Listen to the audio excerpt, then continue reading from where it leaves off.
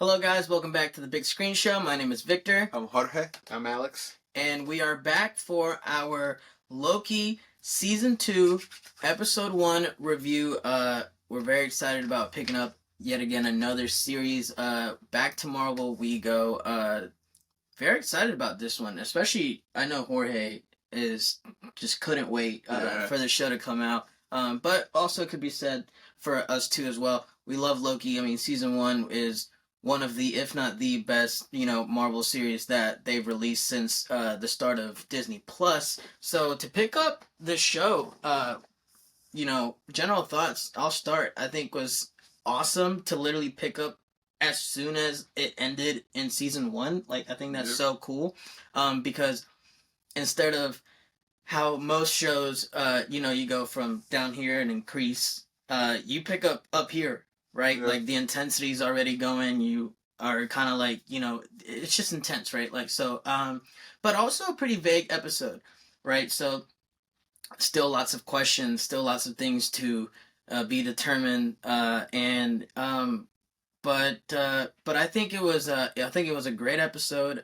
Me personally, I am loving the, just the way that Loki is kind of handling this situation, since he's the only one that really saw what went on in the finale of Season 1. So he actually understands the gravity of the situation, but everybody else is kind of just now learning about this information. So to see him kind of be the only one really hitting the panic button until he really kind of opened up the idea to everybody else, and then they started realizing what's going on, I think was awesome. And I have positive things to say about this episode. I'm very excited for the future. But yeah, what about you guys? What are your thoughts on it? Well, it's no secret that I love Loki. Honestly, it's my favorite Marvel show and among my top 5 MCU projects. I'm not gonna as a whole. Okay. Yeah, I really, really love Loki as a character. Like in the previous... How many times have you watched Loki Season 1? Oh my god. Honestly, at least 5 times. Yeah. At least. Yeah. And that finale, at least 7 to 8 times. Like, easily. I just love, like, the execution of Season 1. Right. And how emotional it is, how impactful it is. And I just love how they picked right up, as you said, at the finale of Season 1. They open out Season 2 that way. Right. As you said, the intensity, it's so real, it's so palpable. And the only character that is, like, panicking, it's Loki, even though, obviously, Mobius and the general... B-15. Hunter. Yeah, B-15 Hunter, they're trying to figure out what's going on in TVA, but they don't really know what Sylvie and Loki went through at the Citadel at the end of the time, Right. So, as you said... They know something's going on, just not how serious it is. Like, they don't have a full grasp of anything, especially since they're all having to deal with the fact that, like, they're all variants from, like, different timelines. Correct. Like they're basically just forced here to work. They're trying to keep the preservation of, like, the timelines. Correct, but they don't know, like, the backstory of, like, what Khan told Sylvie and Loki and everything. So, it's gonna be very interesting to see how they also, internalize and analyze that, information, because they're not only variants, but they have so much other things to unpack, Yeah. So, talking about the episode itself, it maintained the quality in every aspect of Season 1. Yeah. In terms of production design, in terms of the score, in terms of the cinematography, the VFX. I think they're same quality, same level. Mm-hmm. And I think they're just gonna, like, amp it up from here. I think now that everything is, like, collapsing and being chaotic, I think they're just gonna go crazy from now on. Mm-hmm. And I really hope to see what they have to offer us, honestly. Like, I cannot even wait. I was talking to them off camera that I cannot even begin to imagine how the finale is gonna be. Because when we first started Loki Season 1, we would have never thought that the finale was gonna be what it was. Kang revealing himself and giving this whole explanation of, like, how the timeline and the reality of Marvel exists and works and everything. So I'm just, like, too excited to see what's coming. Yeah. Thoughts?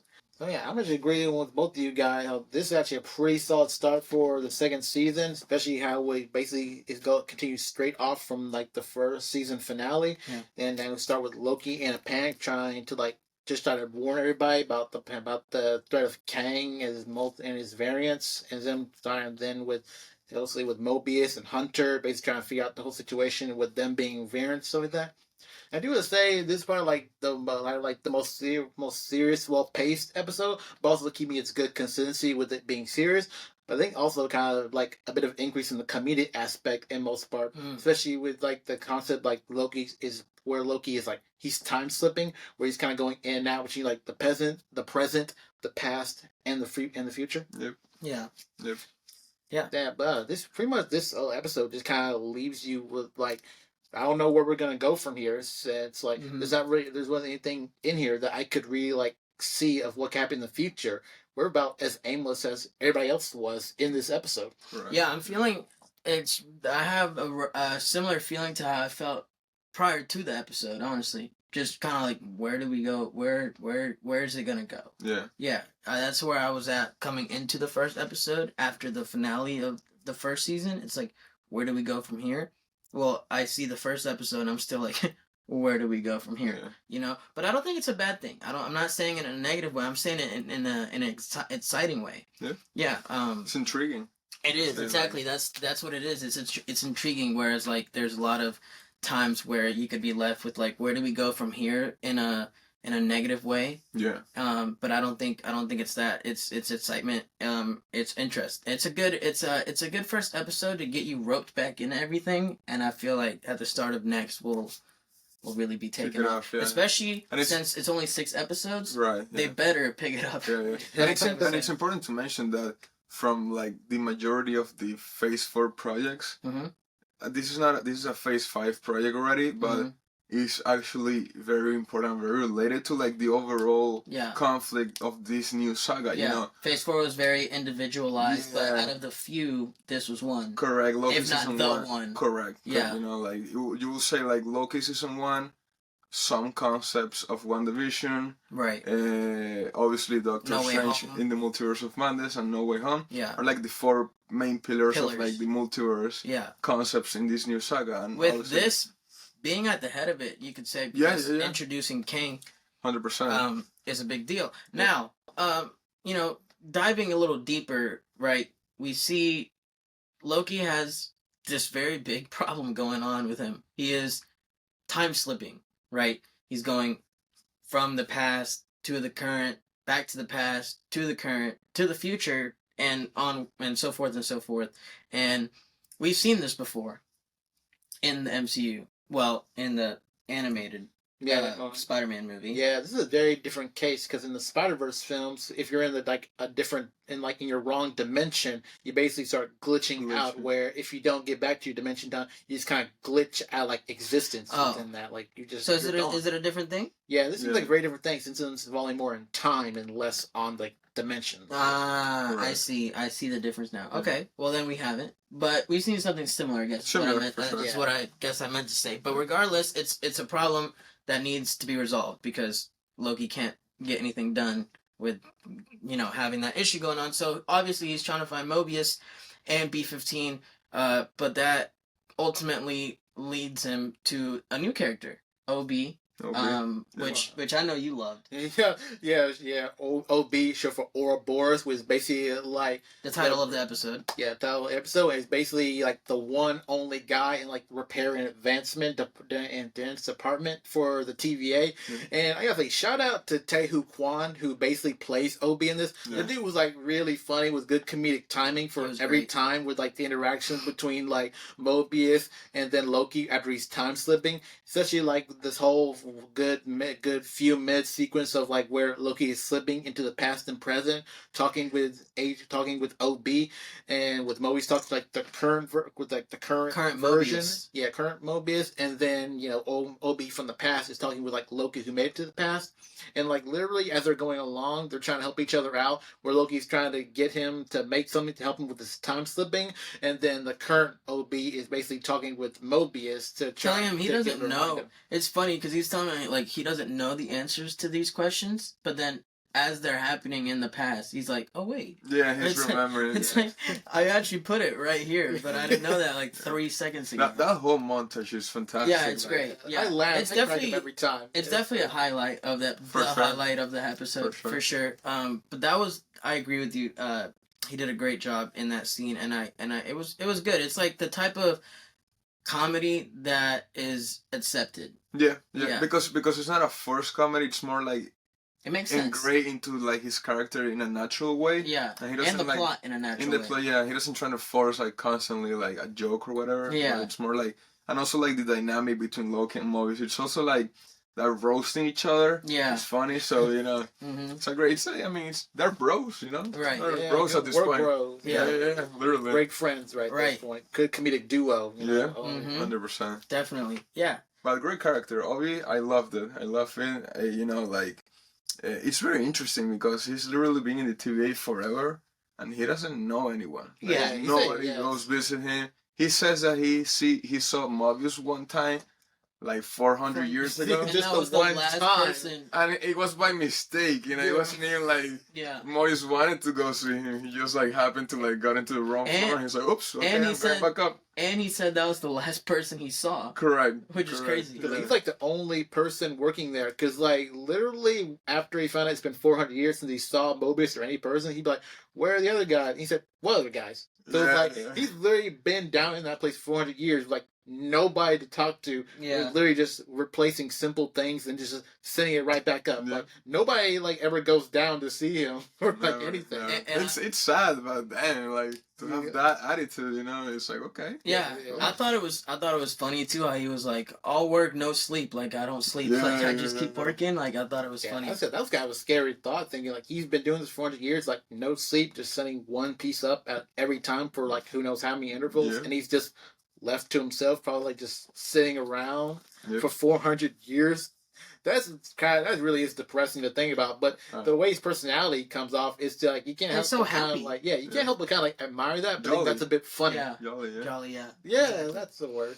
So in the end, obviously OB presents the solution to the problem, the time slipping. So they go act on it because it's urgent, and where he originally thought they might have had an hour to do the task, we Yeah. actually have 5 minutes. 5 minutes. Yeah.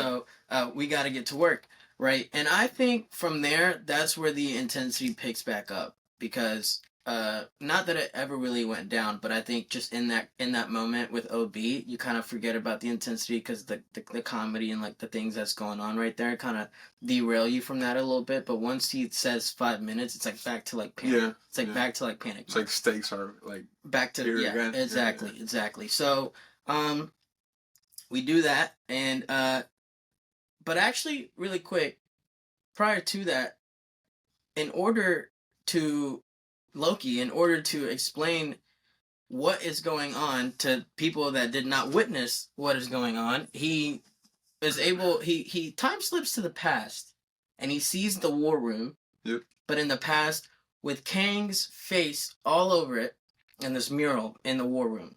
Yep. And conveniently somehow slips back to the current time where obviously Mobius, B-15, and the council in the war room are having this conversation.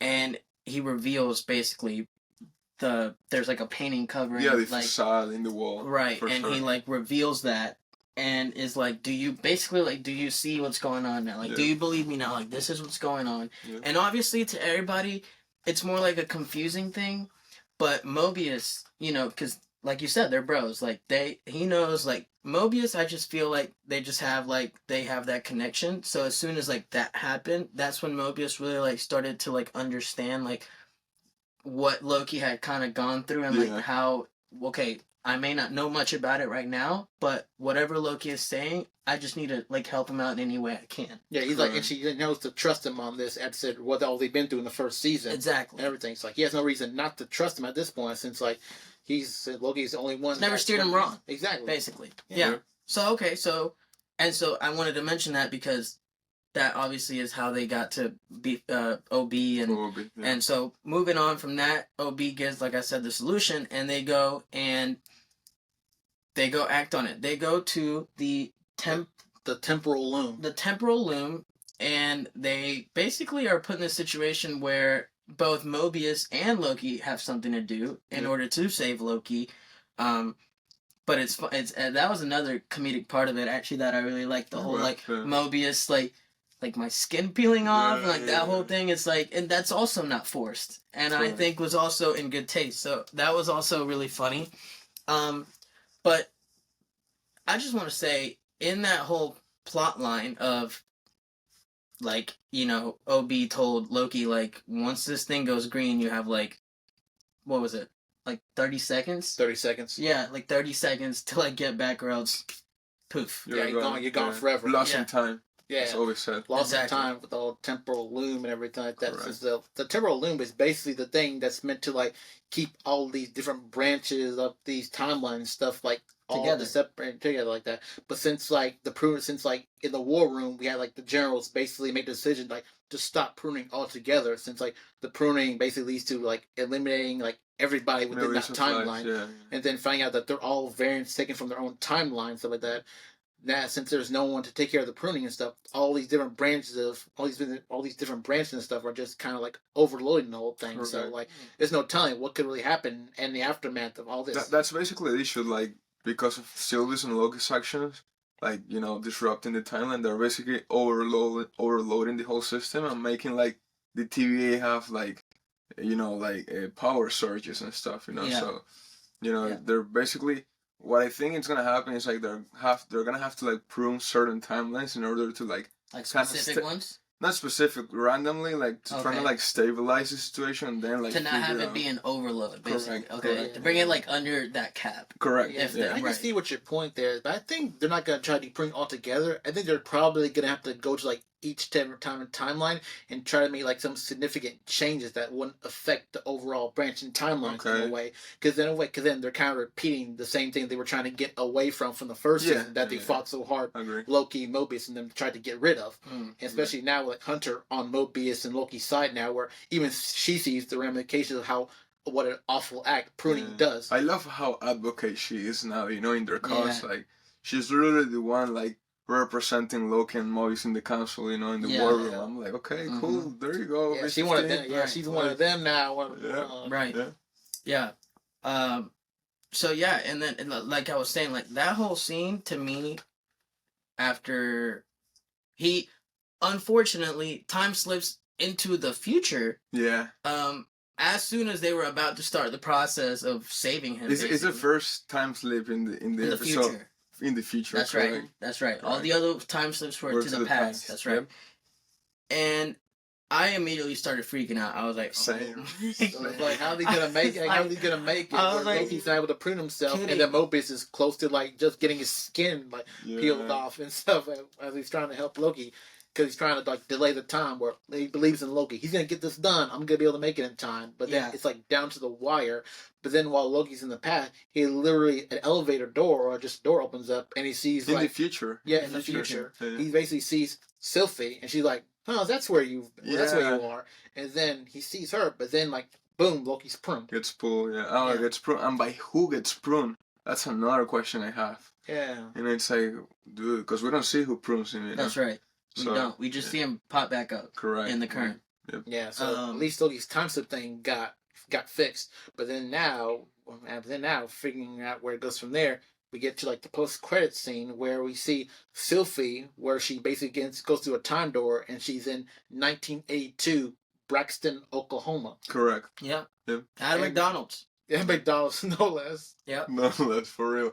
And interesting is that Sylvie is literally the one coming out of the Citadel at the end of the time. Yeah, after killing He Who Remains. Yeah, that was like right after she killed Kang, or He Who Remains, she like went back, to like 1982. Really? Which is very interesting because like now she fulfilled her mission and she left like the whole mess behind, like without caring about the consequences. It's like, okay. It is actually.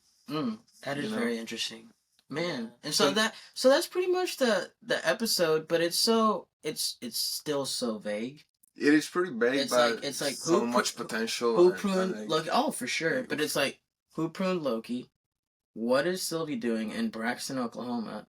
At least in 1982, because then there's this the other timeline where she's in the In future. the future, yeah. So it's like, what's going on Yeah. with? Just like I have so many questions about her, because I mean personally, Same. I love her. Like Yep. I really do. Like she was like my favorite character in season 1. That's obviously not Loki. Loki, yeah. Well, she's a Loki. Yeah, She Loki is a variant. Loki. Yeah. Our Loki. I'll say that. Kind Jeez. of honestly, I wouldn't be surprised if like in the next episode we probably get like maybe like a few minutes, like maybe like first 10 minutes of like Sylvie. Flashback. Yeah, like of Sylvie after she kills He Remains, I and then hope so. seeing like what her life is going like and like Oklahoma, since she's like at the end of it, she's like, I want to try everything, because like think about it, from the first season, she said she's been on the run from like the TVA for like Her so whole for like life. a long time. So like Yeah. the fact that she killed He Remains and like the TVA is like it's basically done kind of way, or like trying to like Yeah. changing the whole structure of it now. Right. So then this is like probably the first time she's actually felt free without having to like really have to move constantly in like these different branching timelines. I Yeah. think like now she's like back in 1982 and like her life mission is done. I think now she's gonna start actually living, as you said. Like she said, now I want to try everything. You know, I think she's gonna start living up to a point where Loki comes with Mobius and tells her like, "Hey, we gotta fix what we did, because like this is not working for anyone in any branch, in any time." What if she realized some issues, and that's how she's back in the TVA? Well, At some point in the future, yeah, I then sees Loki, yeah. and like kind of sees like I think at some point, like in the next episodes, like they're gonna have to like reconnect, obviously, yeah, and something's gonna happen that is gonna send her to the future and it's gonna make her start time sleeping. You know what I mean? Okay. But it's very interesting to see where that connection, that point in time, is gonna happen. You know, like But yeah, no, I mean, yeah, there's definitely a world of possibilities of where this could go, and I couldn't even begin to try to have a specific theory on this, because it's just the world is their oyster right now, honestly, and honestly, especially with the threat of Kang, like it's not small. yeah. So no, like it has to be something big, Bigger than something, ever. right? Something big is Probably, happening. like, probably bigger than Thanos. At this point. Literally, Definitely. Yep. Yeah, like It's like this, the because Thanos.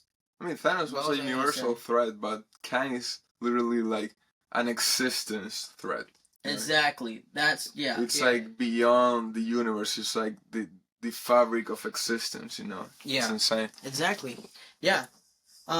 But anything else you guys wanted to I just want touch on? to quick mention that I'm still in shock of like the bureaucracy that Kang had to build in order to maintain the like timeline. Because like in this episode, I feel like whereas in the past season we didn't explore much of the TVA, in this episode I think we were introduced to like two new places in the TVA. So we're starting to like realize that there's way more like departments that have to work in the TVA to make it work and function like smoothly. Mm-hmm. And every time the more I see it, it's like how Khan came up with this bureaucracy to maintain this like thing that he built pretty much to like avoid the war. Yeah, It was very powerful. For So sure. powerful, like dude, like how?